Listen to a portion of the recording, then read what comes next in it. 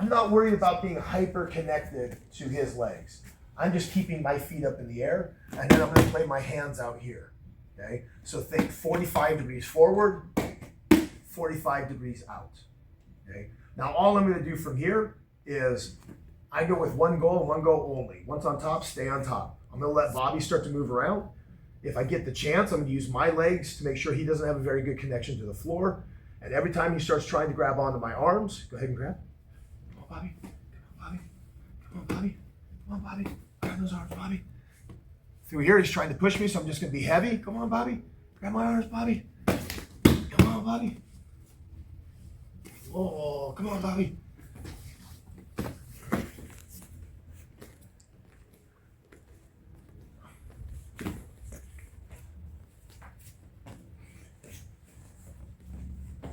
And this is my ultimate goal, is while Bobby's reaching for my hands, I want to stay heavy on him. And as soon as I get an opportunity, I want one of his elbows to cross my chest, and then I want to pin it. I want to get my chest on top of it. My hands now can go free, and I can use my chest to drive him. So once I've got him here, this elbow drives, but use your body to do it. Make sense? Mm-hmm. Now, personal bottom. Let's go progressive, okay? In the beginning, just kind of move around a little bit. Okay? The deeper we get into our time, the more aggressive you become trying to escape. So when we're at the beginning of the round, let's say we're going to go about 30 seconds at a pop. At the beginning, go at about a 1, and by the time you're 30 seconds in, you should be actively trying everything you can to get rid of them. Make sense? Makes sense. All right, person on top, and willing to let your partner on bottom move whenever they want to, as long as they don't move with you. Okay? If he wants to roll over, let him roll over. Just don't let him take you with it. Okay? Because again, what's going to happen?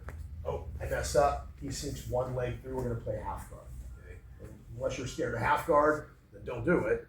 But again, you always got to go with one principle. Once on top, stay on top. Half guard, I'm still in charge. So yes, I would prefer mount. I'll go back. It's not really scaring me. Side control, not an issue. I'm still in charge. Okay?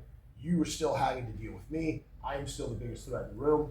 I'm still the one who's going to dictate how this roll is going to go. Okay? So to me, the ability to slip from any one of those and still say I'm winning is important. Okay? Because when you play mount like it's this all or nothing proposition, it will be an all or nothing. You will either have mount or you're going to get rolled over, and now you're fighting off your back. So you have to ask yourself, which one would I prefer? Would I rather be in top half guard, or would I rather be completely rolled over? Okay? So again, the answer to that question tells you how to play your game. Okay? I'm acceptable with any of the top positions. I really don't care. I mean, I'm acceptable on bottom, but again, if I have to play my hierarchy, I'll do back take, then I'll back step to mount. Mount will take me to side control to quarter guard, or mount to quarter guard, side control, half guard on either side, don't really care, okay? In your guard, okay? And then getting rolled over and being placed on my own back.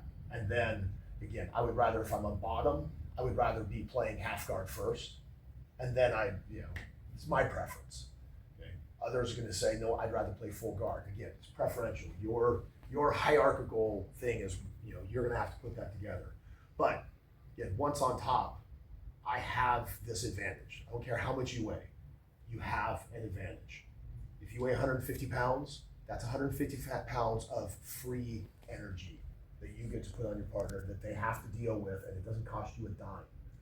Guard, on the other hand, if you play on bottom, okay, it's pure expenditure. Yeah, I get to rest a little bit because the other person's got that body weight that you got to deal with. And then when we start throwing hands, okay, your guard's not as good as you thought it was. I'm sorry. Okay? We've had a lot of people that are like, man, I think I can do pretty good. Good, put the gloves on. Okay? And then white belts are passing their guard. They're like, what's happening? Like, because you've never played guard against a striker who also knows how to grapple a little bit. Okay? So now, what I'm always looking for when I'm up on top, okay, I'm always looking to play a few key things. One, I want his elbows. Just one. I don't need both, but I want one. And if he can give me the elbow, fantastic. Job is done. That's one of the reasons why it's not just stability, why I play my arms out. it's also if he makes the mistake of trying to reach for my arms. So if I'm up on top and I'm playing out here, try to grab one of my arms with both of your arms. Okay? Pull, pull, pull. See, one, he's not going to be able to pull in. So if he wants, he's going to have to get a better bite. If he wants to really pull my arm in, he's in trouble. It's not really happening. Okay, keep going. Okay. Now, look at where this elbow's starting to hang out. It's over here by my shoulder. Oh, look, that was not that hard of a shift. Okay, so as soon as I get the opportunity, he grabs right here. My shoulder is now blocking his elbow. Yeah, he wants to pull, but ultimately through here, once my shoulder starts to roll on his elbow, I'm going to pull and replace. Pull your elbow back. Okay, it's mine now. He doesn't get it back. Now I'm starting to push him with my shoulder to start to steer him the direction I would like. Okay, keep pulling your elbow, try to get out. Now he's in trouble. This is gift wrap. Gift wrap now is starting to lock up his arm. But this is my goal. This is predominantly how I play. I'm not in a hurry. I get up on top. Once on top, stay on top. I'm going to let him kind of thrash around. I'm not going to let him do it freely. I'm going to make him earn everything he does. But I'm always looking for his mistake. I don't need his elbow to cross all the way to the center. I just need to get caught in my shoulder. Because once it's there, I can throw my shoulder in, push him forward. Once it's forward, I can literally just shift my body. Now it's in the middle of my chest. So again, I'm here and he's trying to grab. Whoop, there it is. Okay. Now my shoulder has him pinned. Okay. I take this hand. I like to reach back like I'm grabbing his shoulder so that when I'm here, I'm pulling his shoulder up. Then I go under his head and grab for his wrist. Okay. Historically, this is the way I've always done it for a long time. I would roll him over and then I would come in and I'd start. But look how hard this can be sometimes to get under his head. So I'll grab, but I didn't really pin him where I'm trying to get under his head. So I go reverse. Look at my hand underneath his back. Okay, pull him in. And now look how easy that was to get my pin. Okay, now that we've got him into gift wrap, now it's a different animal. Okay, so the part I want you to do now is just get on top of your partner. Partner, I want you playing with your hands. See if you can grab. Okay, don't worry about the feet. That's a different battle. Right now, I want you specifically seeing if you can grab. And then when that elbow gets into your shoulder, start throwing your shoulder in to get the elbow to go across the body. Then, like I said, play around with the grip. Like I said, I used to come into the head. Bobby will do a great job of keeping his head on the ground, hard to get under. So I reach back to his body, lift up his shoulder, slide in, and now I'm coming in from the bottom up. Top of his head's irrelevant now. I've found that that's been far more successful for me. All right, let's give that a shot. And so now, this is one of my favorites. Again, it's so simple. Now again, I'm not trying to tap him with my first pressure. My first pressure is just simply to get him to bring his hands to me. If he's playing on my hips, nah. If I start playing around your neck, I'll bring your hands up. It's kind of one of these things. So if I'm here and Bobby stays clammed up and he just keeps his hands inside, I'm going to slide my hand in and I'm going to press into his throat. Okay. So now as he starts bringing hands up, okay, then as it's here, this is very common. Here goes my arm. I'm pushing him just enough. My body now is in charge. And now we make the same position. And then I come up and I roll into place. I'm not trying to tap you with my elbow in your throat. Right?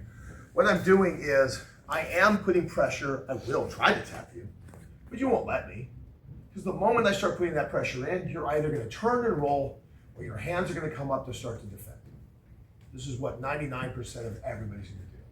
Okay? One, because again, I'm not playing. When I put my forearm in your throat, it's not just to go, here he comes. No. If you don't do anything, okay, I'm going to make your life hell when you sit in that position. Now, the other reason why I like just that simple little pressure, okay?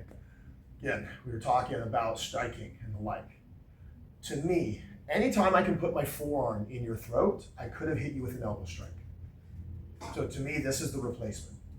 okay? If I can put my elbow in your throat, my forearm in your throat, I could have been beating the living crap out of you with hard elbow strikes from mount. So to me, from a philosophical standpoint, I'm not playing two different games. My striking game is hidden within my jiu-jitsu. My jiu-jitsu is hidden within my striking. An elbow strike is a frame, okay? And a frame is an elbow strike. The only difference is the difference between a push and a punch, okay? Right now I'm pushing, okay? If I want to change it, it's not hard to do. Now it's a punch or an elbow. So again, I can keep my mind and my body. I don't have to play two separate games. I'm playing one game with two different intensities. That's easier, okay? That's a lot easier to do, okay? So get on top of your partner.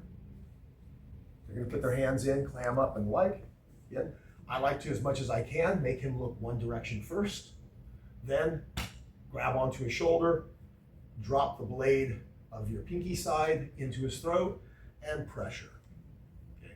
More than likely, because people will do it all the time, those hands are gonna come up to at least grab my arm to try to trap me. Be ready. As soon as it comes up, pop the elbow and transfer. All right, let's get 1, 2, 3. That elbow and pushing it across. Okay. So now, we're gonna go into a couple this kind of easy kills. So I'm in position, I'm riding with Bobby, okay? However I got it, maybe I start to play through here again. I don't care how I get it. I don't care which arm I get it, okay? Either way, I'm gonna put my body up on top of his elbow. This becomes my foundation, okay? So now through here, I'm gonna crunch, almost bring him up and come under. Now, I would love to grab his wrist. Absolutely, I would. Bobby doesn't want me to. And Bobby knows if I grab his wrist, that things just got worse. Okay, so I'm reaching. No, I'm trying to push. No. So I'm going to take my chest. Okay, and again, my hand would have been about here. My chest is going to drive his elbow to that spot. I'm going to push, push, push, push, push. Okay, and I'm going to take his wrist and I'm going to pull it back. Okay, so when I'm here, I'm fighting him. He doesn't want it. He doesn't want it. Push, push, push, and pull the hand. Pull it back to your hip, like to your own pocket. Okay, now guess what he's gonna do? He doesn't want that to happen, but he's got two hands. Oh, Bobby. So now he's just giving me. Dark Wolf MMA, this is Melissa. How can I help you? And now he's about to make the big mistake of giving me full back exposure. Absolutely. Once we get into position. So we call that. You have the ability to set up mounted triangles. You have the ability to set up arm bars. You have the ability to set up kimuras. You have the ability to set up americanas. You have the ability to set up back takes. You have the, like I said, we could easily do an entire month of doing nothing but how would I attack from gift wrap. Okay? So now again, I like one common principle. Okay?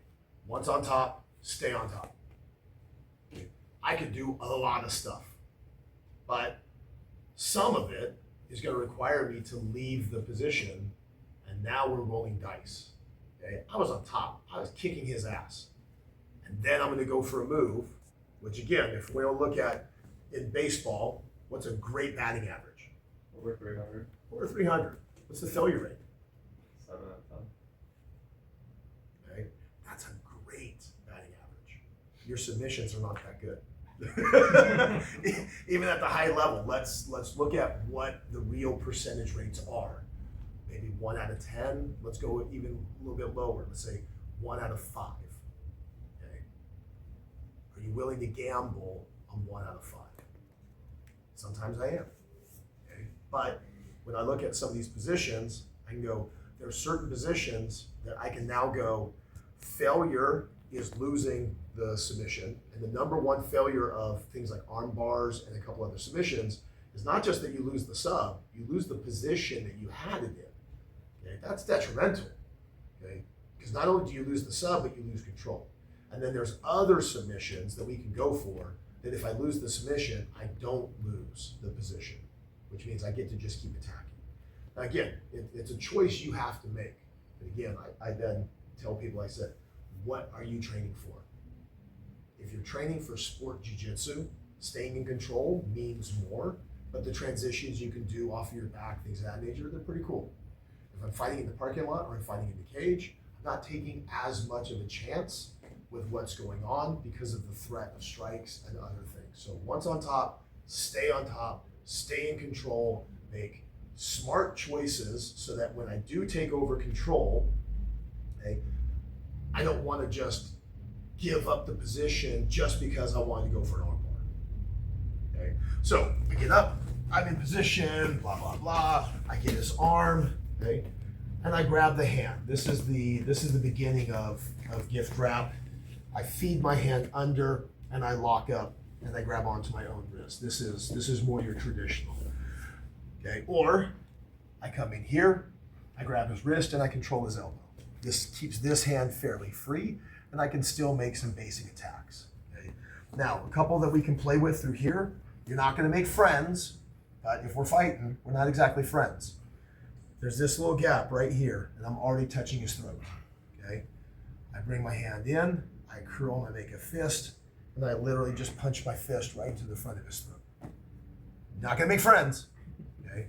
But it's gonna be very effective and I'm not losing the position, okay? So I can just come in here, instead of sliding my hand through to go all the way under, here's my hand, I just felt his throat. Like literally, I'm tickling his Adam's apple right now with my fingers. So I go in, curl, curl, curl, curl, curl. So it's kind of like a roll-up door. My fingers going in, they're curling up, there go my knuckles, and then I can make my push. Okay, again, you're not gonna make any friends on that. Okay. The other thing, as Bobby was referring to, I like to attack this arm because as much as I like a good mount, I like a good back take better. So I'll come in here, I'll take this hand, and I'll shove it up as high as possible. So I'll let go and transfer my fist into his armpit. Okay. I can stay with here on the 2-on-1. Now what I'm going to do is I'm going to punch the floor and I'm going to rotate to bring Bobby forward. Now if we were fighting right here, okay, I'm already starting to put some hurt that's going on Bobby. Now I can take this hand, okay, and he'll bring it to me. I don't have to worry about it. He'll bring it up to try to push me away.